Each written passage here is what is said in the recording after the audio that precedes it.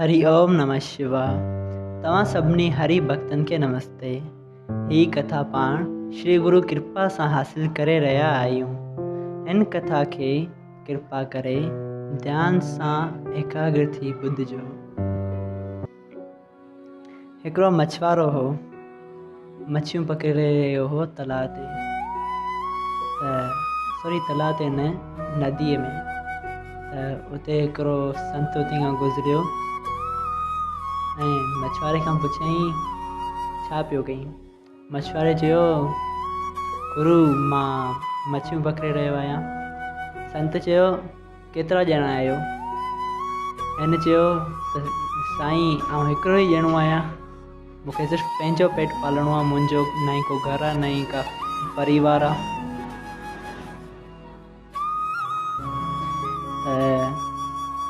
उते संत चयसि त हिकिड़े जीव जे पेट पालण लाइ मतिलबु त तूं पंहिंजो पेट पालण लाइ केतिरनि जीवन जी हत्या करे रहियो आहीं, केतिरनि मच्छियुनि जूं हत्याऊं करे रहियो आहीं तूं। पोइ हिन मछुआरे सवाल कयो, गुरुदेव तव्हां आज्ञा कयो त मां छा कयां? गुरु चयो, अचु तूं हल मुंहिंजे आश्रम में, मुंहिंजी शेवा कर ऐं हिकिड़े ॾींहुं तोखे आउं नाम जो दान ॾींदसि। उहो मछुआरो वीचारो वियो गुरुदेव सां, गुरु सां गॾु वियो, उते वञी गुरु जी शेवा करणु लॻो। आख़िर कुझु सालनि खां पोइ गुरु खे चयईं, गुरु तव्हां चयो हो त मूंखे नाम ॾींदव, त मूंखे कृपया नाम जो दान ॾियो। गुरु चयो, तूं शेवा त कई बि सुठी शेवा कई अथई, तूं नाम जे लाइक़ु बि आहीं, लेकिन तो जाम जीव हत्या कयूं आहिनि, जाम मच्छियूं मारियूं आहिनि, तो सर ते जाम वॾो पाप आहे। तूं कमु कर, सभिनी तीर्थनि ते वञ, उते खां सनानु करे आ ऐं उते तीर्थनि जो दर्शन करे आ, ऐं हिकु सुकल काठी ॾिनई ऐं चयईं त हीअ काठी खणी वञ। हिन काठी में जॾहिं पन निकिरे ऐं हीअ काठी साई थी पए, तॾहिं तूं उन तीर्थ खां डायरेक्ट सीधो मुंहिंजे आश्रम ॾांहुं अचिजांइ। पोइ तोखे ॿियो को तीर्थ न आहे करिणो। जीअं उन काठी में पन निकिरे या उहा काठी साई थिए त तोखे सीधो मुंहिंजे आश्रम ॾांहुं अचिणो आहे। तोखे पंहिंजी तीर्थ यात्रा उते ई विच में रोके छॾिणी आहे। हिन गुरू जो चयो मञियो, गुरू खां उहा काठी वरितई ऐं हलिया वियो यात्रा लाइ। त यात्रा कंदे कंदे पहिरियों ॾींहुं वञी पहुतो हिकु ॻोठ जे भरिसां। त ॻोठ जे ॿाहिरि हिकिड़ो वणु हो, उन जी छांव में वेही सुम्ही रहियो।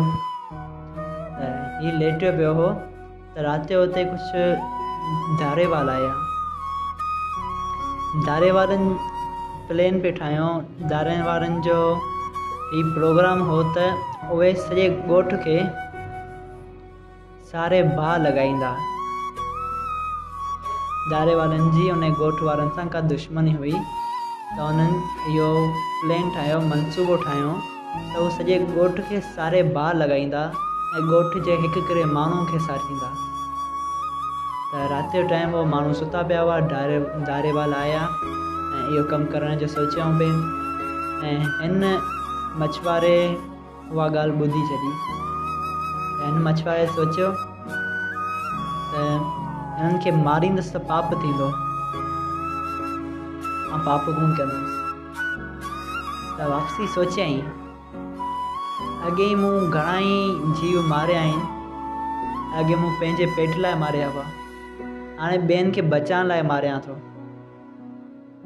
ऐं ॿिया तीर्थ यात्रा करण पियो वञा, पाप मुंहिंजा सभु लही वेंदा, हिननि खे मारींदुसि त इहो पाप बि लही वेंदो, आख़िर ही पाप बि करे थो छॾियां। त हिन उन्हनि सभिनी धारेवालनि खे उन काठी सां मारे छॾियो, जेका उनखे काठी गुरु ॾिनी हुई।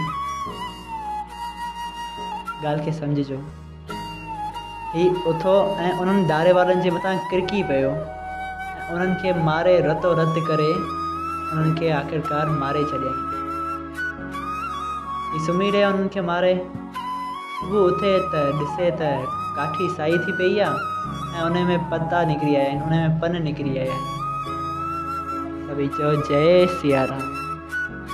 जी हा, उन में पन निकिरी आया आहिनि। अजीब ॻाल्हि आहे, हीअ बि अजब में पइजी वियो। त हिन गुरू जी आज्ञा अनुसार उन उते ई खां ई उन ॻोठ ताईं वापसि वरियो ऐं पंहिंजे गुरू जे आश्रम ॾांहुं पहुतो ऐं गुरू खे चयईं त साईं, हीअ काठी साई थी पई आहे, हिन में पन निकिरी आया आहिनि। पोइ गुरू पुछियो, तो को वॾो पुञु कयो आहे? हिन चयो, साईं पुञु त न, हिकारी आऊं हिकिड़ो वॾो गुनाह करे आयो आहियां, वॾो पाप करे आयो आहियां। मूं अलाए केतिरनि धारे वारनि खे मारे छॾियो। गुरू चयसि तो उन्हनि खे छो मारियो? मारण जी वजह?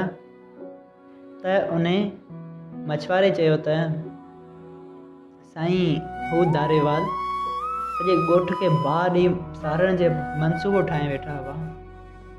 त मूं सोचियो एतिरा जीव मरंदा, एतिरा सॼा ॻोठ वारा माण्हू मरंदा, ॻोठ में जेका ज़मीन आहे, ॿनियूं ॿियूं आहिनि, सभु सड़ंदियूं ऐं उते माण्हू सभु मरंदा ऐं उते जेके जीव हूंदा, कुता ॿिला ऐं नंढा नंढा जीव, गांइ हत्या थींदी, ब्राह्मण ॻोठ में हूंदा उहे बि मरंदा।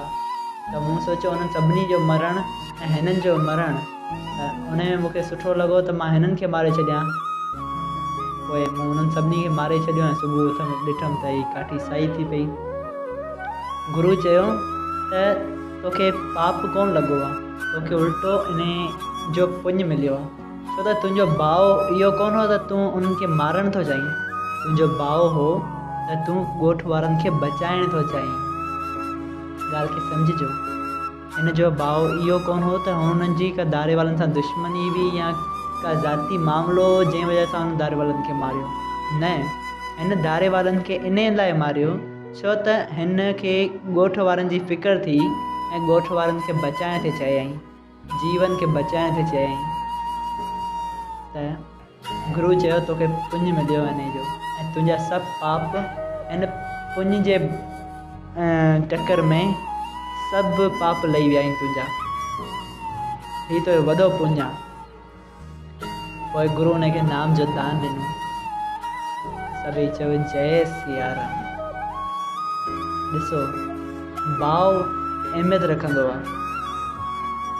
को कमु माण्हू करे थो, उन जो भाउ मतिलबु जेका पोयां नीयत आहे, जेका नीयत रखी, जेको भाउ रखी माण्हू कमु करे थो, उन हिसाब सां फल मिलंदो आहे।